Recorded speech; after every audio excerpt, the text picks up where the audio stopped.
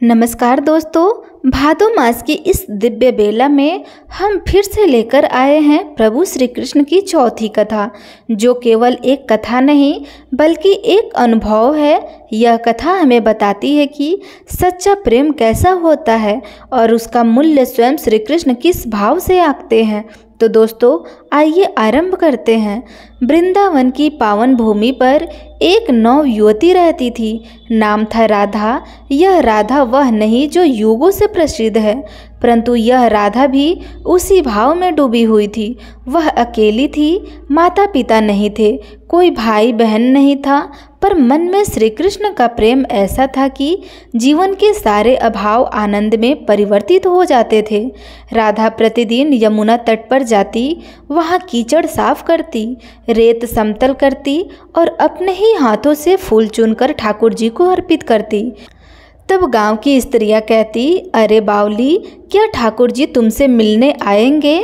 तुम रोज खुद ही फूल तोड़ती हो, खुद ही सजाती हो और खुद ही भाव में डूब जाती हो। तब राधा मुस्कुराते हुए कहती हैं, जिसे प्रेम होता है उसे दिखावे की जरूरत नहीं होती है। मेरा कान्हा मेरी आत्मा में है, वह कृष्ण के लिए गीत गाती भी है। कन्हैया तू आएगा ना, एक बार बांसुरी बजा दे।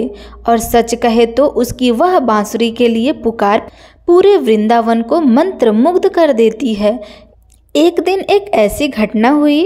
भादों की एक शाम थी। आकाश में काले बादल छाए हुए थे। यमुना की लहरें तेज हो चली थी।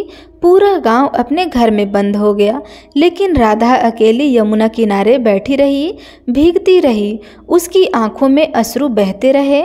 उसने आकाश की ओर देखा और कहा, श्याम तू कहाँ है? मेरी प्रेम की परीक्षा और कितनी लंबी होगी? क्या तुझे मेरे फूल, मेरी सेवा, मेरा गीत दिखाई नहीं देता? वो रात बहुत अंधेरी थी। राधा वहीं बैठी रही। आधी रात बीत गई। फिर एक हल्की बांसुरी की ध्वनि सुनाई दी। राधा ने आंखें खोली। सामने एक बालक खड़ा था। सांवला रूप, कमर में पीताम्बर, सिर पर मोर मुकुट और हाथ में बांसुरी। कृष्ण मुस्कुराए और बोले, राधा, मैं हर रोज़ तेरी पुकार सुनता हूँ, तेरे फूलों की खुशबू से आनंदित होता हूँ, तेरे प्रेम में बंधा हूँ, पर आज तूने मुझे अपने प्रेम से बुला ही लिया। राधा की आंखों में अश्रु बहने लगे। वह कुछ बोल न सकी।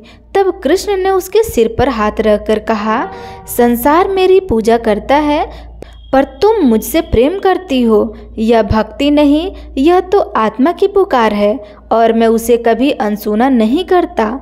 गांव वाले का परिवर्तन देखिए। अगली सुबह पूरा गांव आया। देखा राधा के माथे पर कृष्ण का चरण चिन्ह अंकित था।